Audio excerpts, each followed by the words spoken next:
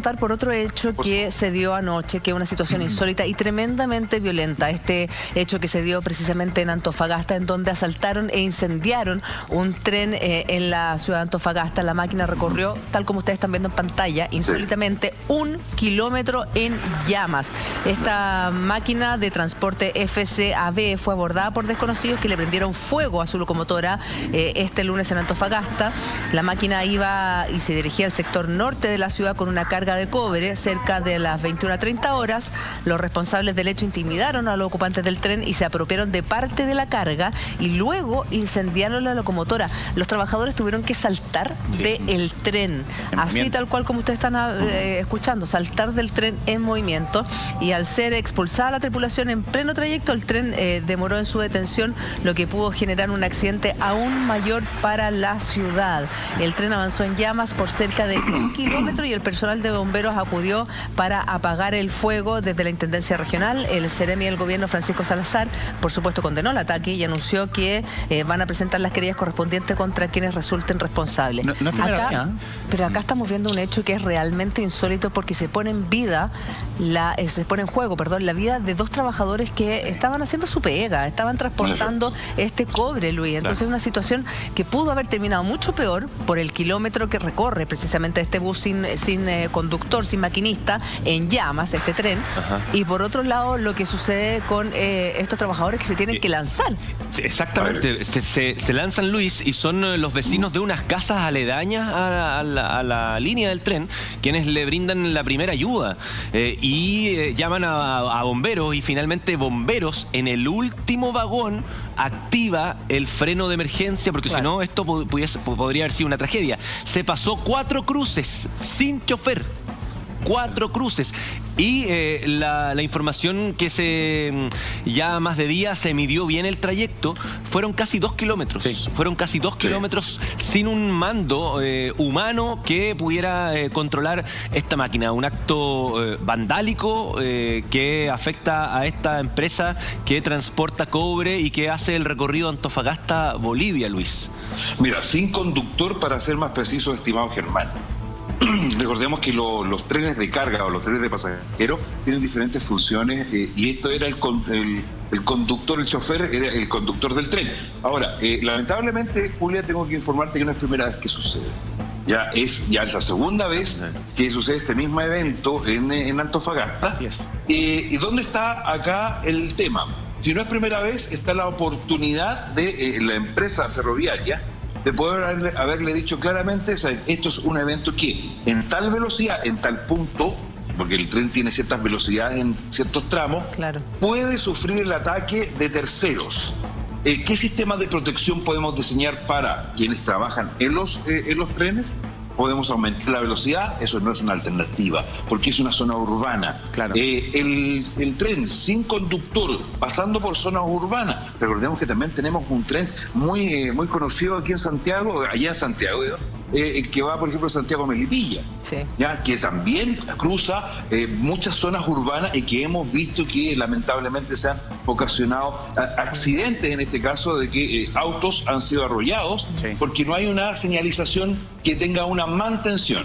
En este caso, no es que haya fallado eso, sino que fue atacado el tren, fue incendiado el lugar donde una persona puede comandar el tren, ¿cierto? Y el tren estuvo, comillas, ¿cierto?, sin ningún tipo de intervención, siguiendo un riel. Aquí, lo bueno es que el tren tiene una sola carga, una sola vía, tiene una sola forma, una parte por donde pasar. Lo que también insistentemente quiero ser enfático en que acá las responsabilidades de proteger a los trabajadores viene lamentablemente en este caso por parte de la empresa. Luis. Y si ya tuvo, dime. No, que yo estoy súper de acuerdo contigo. Esto ocurrió también el 10 de enero. No alcanzaron, no quemaron la locomotora, pero el 10 de enero ya habían asaltado un tren en el mismo sector. Tenemos un mes. Antofagasta. Entonces, si el 10 de enero te asaltan un tren y aquí tú ves que hay una coordinación, una inteligencia delictual detrás de esto, porque llegan en una turba, están todos encapuchados, y asaltan el tren, le roban parte de la carga, incendian la locomotora y lo descarrilan. en plena ciudad es súper peligroso. Mira, entiendo que el maquinista y el ayudante son 2 personas. alcanzan a activar el freno antes de que los boten con el tren en movimiento.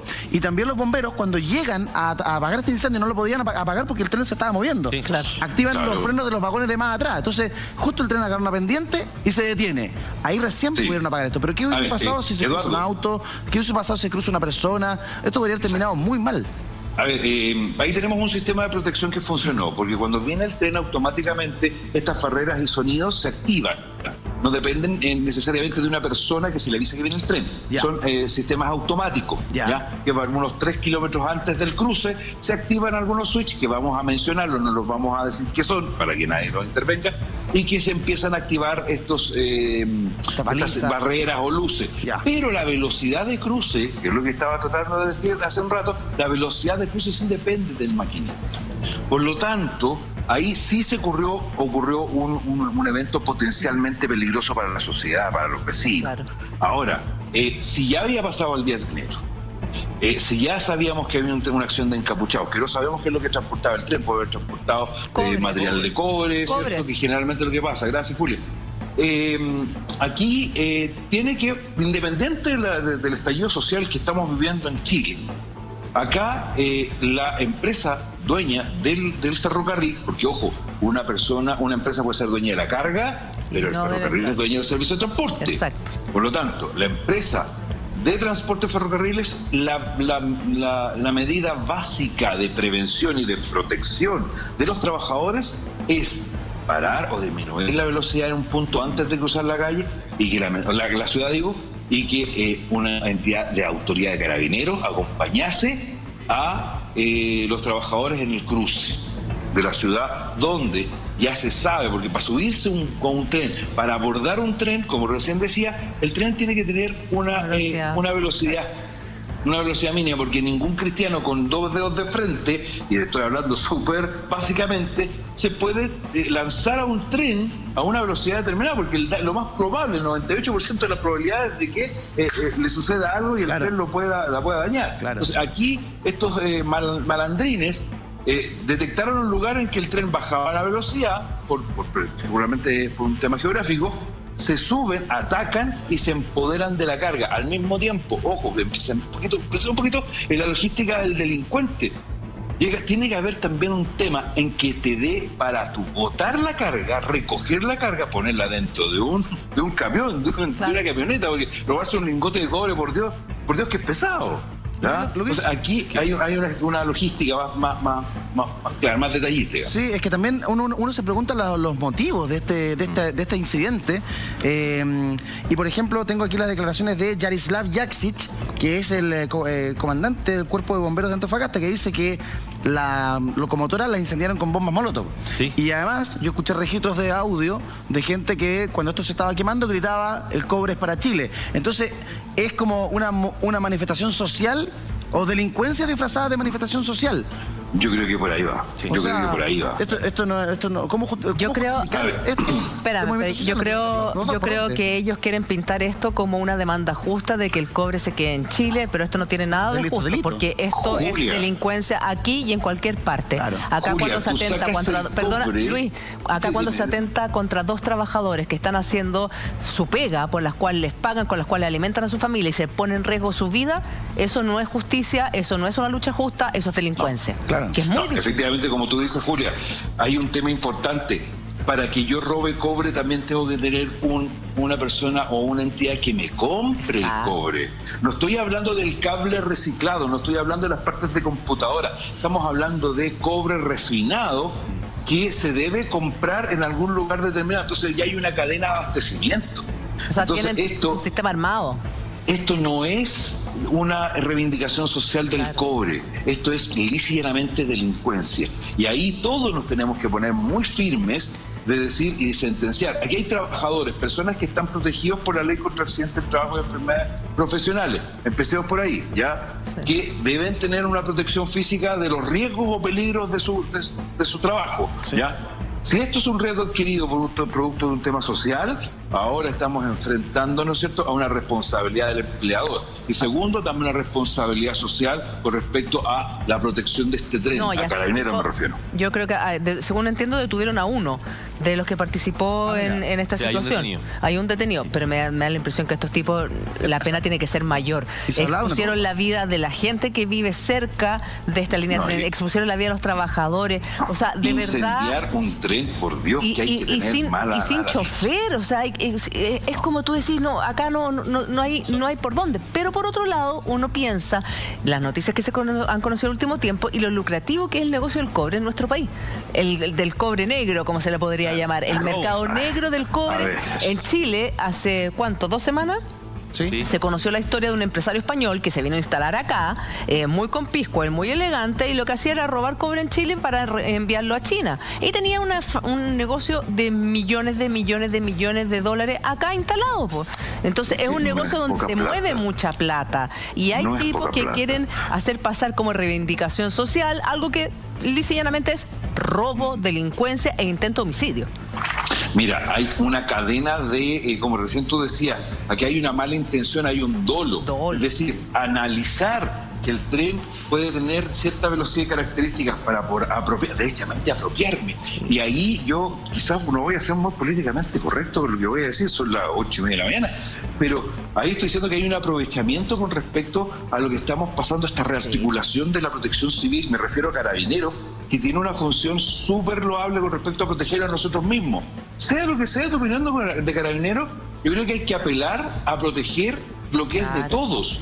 Hoy día estamos viendo que una locomotora que da trabajo no tan solo al maquinista y al conductor, da trabajo a mucha gente en Antofagasta, presta un servicio que esta cadena de abastecimiento, si se ve afectada porque no circula más el tren, imagínate ese escenario, ojalá que nunca suceda, de que no pueda transitar el tren por Antofagasta llevando cobre refinado de un punto A a un punto B. ¿Cuántas personas, cuántos chilenos nos vamos a ver afectados con respecto a eso? Claro. Aunque tú políticamente puedes decir, no, es que las empresas privadas de cobre por acá y por allá, que tú no es ningún argumento, porque somos personas que estamos trabajando para llevar alimento a nuestros hijos. Y eso no se puede transar. El negocio del cobre negro es gigantesco, multimillonario. Vimos el caso de este español. Es altamente probable que en Chile se siga robando cobre en todos lados. Pero robarse cátodos de cobre de un tren es prácticamente imposible, porque tiene una logística gigantesca. La policía llega rápidamente, los bomberos llegan rápidamente. Entonces es difícil que te puedas llevar los cátodos de cobre. Y esto es delincuencia. O sea, disfrazada de movimiento social. Cuando gritan el cobre es para Chile, ¿qué tiene que ver eso con quemar una locomotora? Con bajar a piedrazo al maquinista y a su ayudante y luego quemarla con molotov. Carlos Espinosa. Hay dos temas que a mí me interesan acá. El primero, que conociendo Antofagasta, los trenes pasan por en medio de la ciudad. Sí. Uno, que es particular, porque otras veces no pasan por ahí. Exacto. Aquí pasa por en medio. O sea, la dañosidad de lo que hacen es mucho mayor. El segundo, yo creo que no hay robo, fíjate, porque es muy difícil llevarse eso. Yo creo que hay un delito de incendio, y el delito de incendio, cuando afecta a personas, tiene una penalidad muy alta, es pena de crimen inmediatamente. Es decir, la persona formalizada, lo más probable, ¿viste?, queda en prisión preventiva. Es lo más probable. Claro. Porque además, el daño que se produce... Esto no es reivindicación social, lo tengo clarísimo. Esto es delincuencia pura y neta. ¿Puede ser esto catalogado como un acto terrorista? No puede ser catalogado, porque los delitos terroristas tienen lo que se llaman delito cortado. ¿Qué quiere decir eso? Que la acción está ligada a una petición, pero una petición hacia la autoridad específica, y aquí no hay nada, solamente al voleo dijeron cobre para Chile. ¿Y puede ser esto justificación para activar eso de la estructura crítica, de la protección a la estructura crítica? Puede ser una alternativa. Lo que pasa es que de la ley que se va a discutir en el Congreso, está discutiendo en el Congreso. Perfecto. Justamente. Vamos a seguir avanzando en el programa del día de hoy. Luis, te mando un abrazo muy grande, te quiero agradecer también este contacto, gracias por estar con nosotros a esta hora del día. Disfrute sus vacaciones. Que te vaya bien. A su servicio, mi estimado. Nos vemos. La semana estoy por Santiago a darme una vuelta, hacer la pausa obligada, y obviamente nos voy a dar una vuelta, un abrazo por allá. Y muchas gracias por la oportunidad y feliz de poder ayudarlos cuando... Chao, amigo, un gusto, como siempre.